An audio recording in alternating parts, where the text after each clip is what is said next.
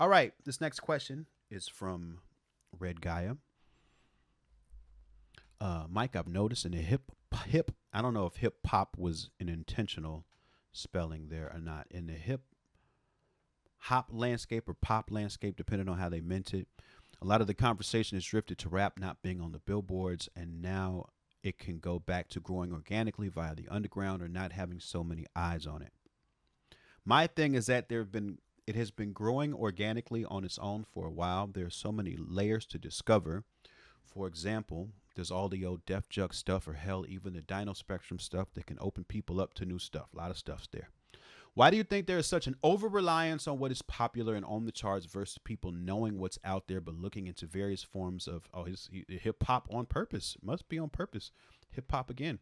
Um, we're tapping into you, Justin Hunt, Dead End Hip Hop, Elise or Nyla Simone. I don't even know who those last two people are, Elise or Nyla Simone. In order to expand their palette, it seems lazy to keep relying on traditional media to inform people taste instead of tapping into those who know what's out there, not just in this current era, but old eras and movements that people do not celebrate or know about. Now this is a complicated question. This is a complicated question, and it's one I think about a lot. Um, there has been an over reliance on mainstream delivery sources um, for hip hop for a long time. Um, the main method of discovery for rap for a long time has been the radio, for instance. Um, Music videos on cable, um, magazines, right? It was very much about broadband information. And I think this starts from when rap was coming up. It used to be hyper local, right? Like one story I'll always remember, and it's such a mind fuck for me, even though it was just a little bit before when I was born. I was talking to Prince Paul, and he was saying that when he was first hearing about hip hop, like as like a 12, 13-year old, like the only way you could know that a hip hop party was happening is if you literally heard it. Like you would hear hip hop music down the street somewhere and you would just have to go to it. Like you might not see the flyer advertising the party, right? Because that's all it was at that point. It was just parties. Like there wasn't recorded music with this music on it. It was only happening live. It was only happening at the park. It was only happening in rec rooms. And the only way you would know it was happening, or he was saying that he would know it was happening, is if he literally heard it. Then he knew that there was some place he could go and there would be people, repeating breaks, break dancing, getting on the mic and emceeing and all of that. Like there wasn't a way to find it. There wasn't an information network. There was no recorded music. You couldn't hear it on the radio. None of that. And I think he's talking about literally like 1980. You know what I'm saying? Like, so it started as that. It started hyper local. Of course, is it Sylvia Robinson signs the Sugar Hill Gang, and that's when the records start getting made, and even then, it's a slow burn in terms of it becoming a genuine part of the music industry. It was like this little niche thing that everybody thought was just going to come and go. I think it wasn't until Grandmaster Flash and the Furious Five where it was like, oh, this is a serious record that can get played. And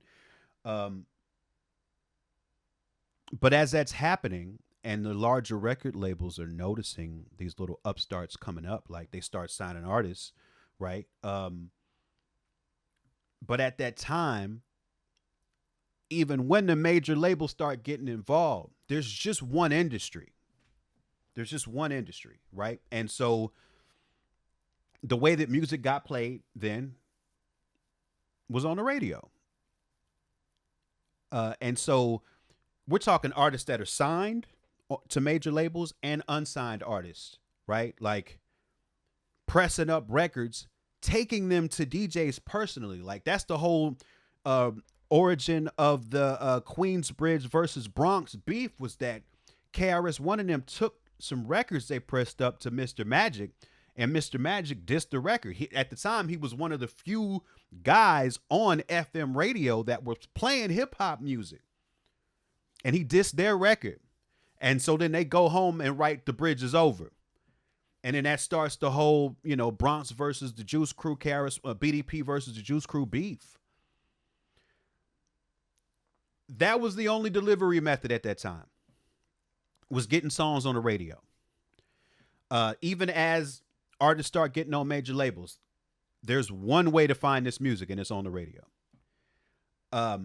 You fast forward to like late 80s, early 90s, even as there's this wide spectrum of rap music that's available via major labels, right? Like where you have everything from NWA to Public Enemy, everything from Too Short to KRS-One.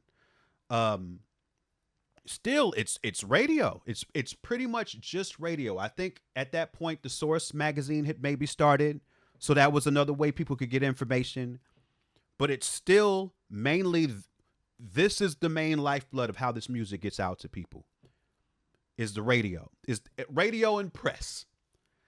And even though there's different types of it, there's still just this one way to hear about it. And then, video shows are popping up around that same time. So you got Yo MTV Raps. You got Rap City. They are playing the full spectrum of what's available, right? They're playing the gangster stuff. They're playing the, the more mellow jazz influence stuff. Like they're playing all of it. All of it that we think of as available. So I think somewhere in there, the hip hop audience, like the generation, like my generation that grew up with hip hop, just relied on the radio, just relied on mainstream information sources to let us know what was available and what was out there. So that's where people looked for it. Now the difference with what started to happen in like the mid to late 90s, so this is like 95, 96, there does start to be an underground, like a real vibrant underground, right? Now, part of how this happened was that, like, let's take on the West Coast, right? Like my OGs, like AC Alone, Ab Rube, these guys were signed to major labels. Like AC Alone, for instance, was signed to Capitol Records. He had at least one Capitol record come out, which was All Balls Don't Bounce. I'm not sure if his second album was on Capitol, but that first wave happens. And I was talking to Ab Rude, and he was telling me that the Chronic sort of made it where if you weren't doing them kind of numbers, then record labels weren't really trying to invest in you as a West Coast artist anymore. Like Razcast might have been one of those last, like, somewhat lyrical dudes to get like a major label look from the West Coast at that time. But what Ace and Eminem did, they took the knowledge that they got for how to record an album, how to press it up, how to package it. They took that knowledge and they did it independently. Like they made that first Project Blowed compilation, like they did that independently. But the thing that, like, this was the real key thing to that in my eyes, is that when you had that Project Blowed album, it could sit in the record store next to all the other hip hop. Like it had good graphic design. It had a professional insert. The CD looked professional. Like and I guess what I'm about to say makes me want to revise this a little bit too. There was a history of like hand to hand out the trunk music too, but typically that was just a way for people to like get to the point where they were on a major. Like people did sell records out the trunk.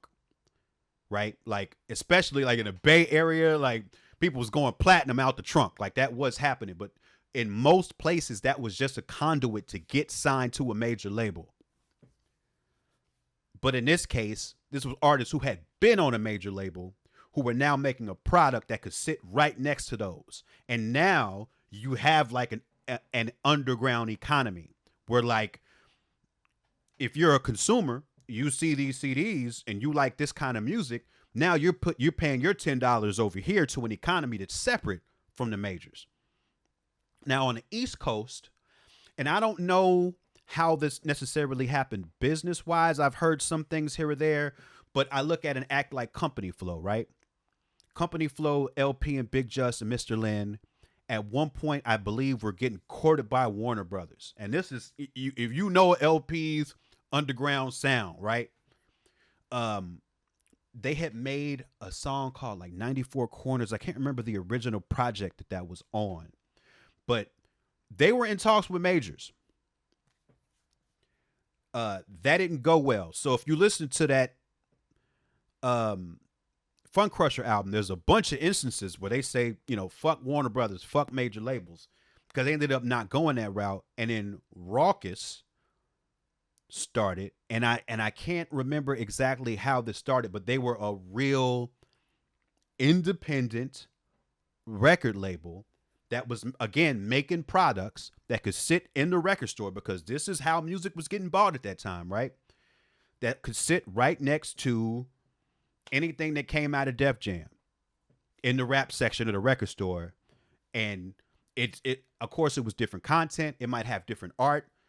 But at that time, like, even if you look at the Company Flow cover, that was the same artist who had done stuff for like Organized Confusion, right? So aesthetically, if you're looking at these two things, they belong together side by side. Like, there was major label music that had sort of an underground aesthetic. So then when the independent East Coast music started, they could look just like that, but be connected to a whole different ecosystem. Yes, rest in peace, Matt Dew, who was responsible for a bunch of those dope illustrated covers back then. So all of that to say, at that time, the industry does split in two, right? Because you can go to the record store and buy both of these products, but you're not going to hear about the independent music the same way you heard about the major label music. You're not going to hear Company Flow on the radio the same way you're going to hear about DMX on the radio. You're not going to hear AC Alone on the radio the same way you would hear what West Coast artist was popping at the time. I can't think of a major label West Coast artist who was new around. I mean, you could even say like Snoop or something, right? Like, now there is a difference in how you hear about rap music. So a hip hop kid like myself, right? In Chicago, you had WGCI, you had 106 Jams, like they would play all the major label stuff, right? But I used to listen to WHPK, which was the University of Chicago's radio station, and they had hip hop shows on that would play underground rap music. They would play these 45s and these white labels. I don't necessarily know how that music was being distributed. I don't know about what the distribution channels were then. But this was not music that was coming out through a major label system. This is how I started hearing about like Dr. Octagon. And so Kool Keith is another important figure in this to me, because he was originally in Ultramag. That was, I don't think they were on 4th and Broadway, which was on a major through like Island, I think. I don't remember exactly the business pathway, but he was another one.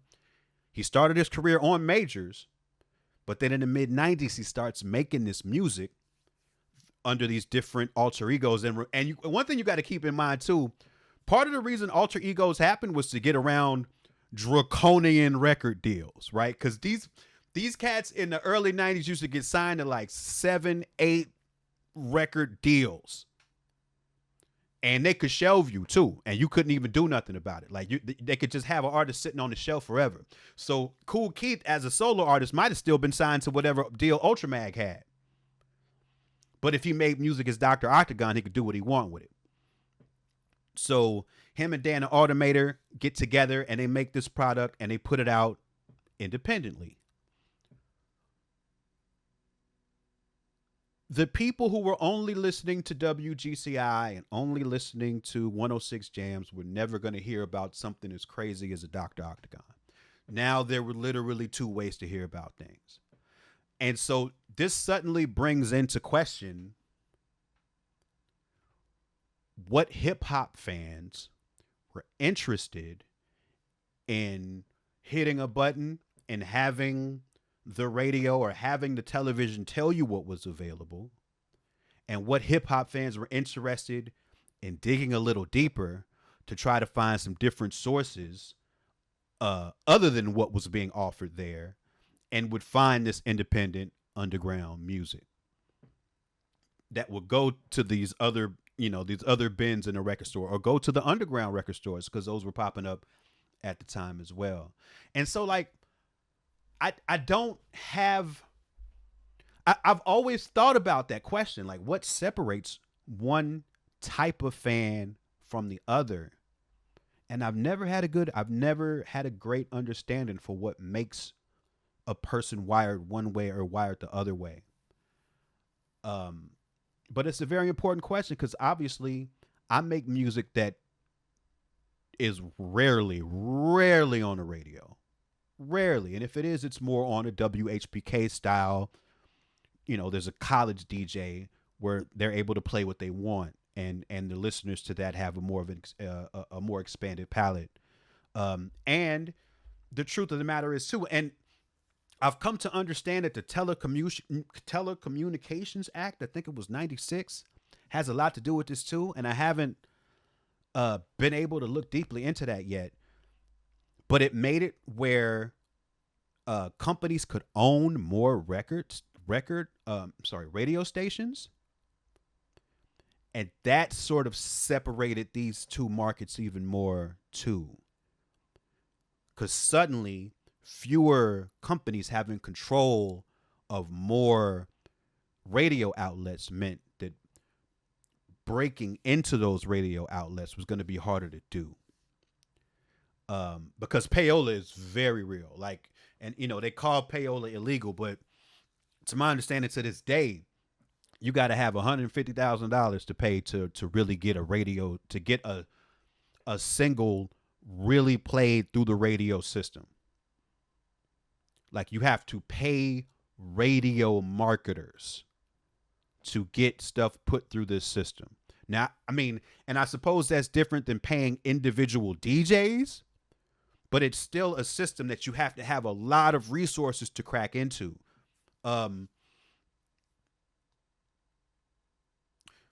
Which is just another layer of difficulty for having more independent, different styled music coming out of this box when you press this button, right? Because it's a very controlled ecosystem. And yeah, when I was coming up, there was a marketing thing too about, what was real hip hop and what was mainstream hip hop. So I feel like, the record labels at some point did understand that people like me were spending a good amount of money on music.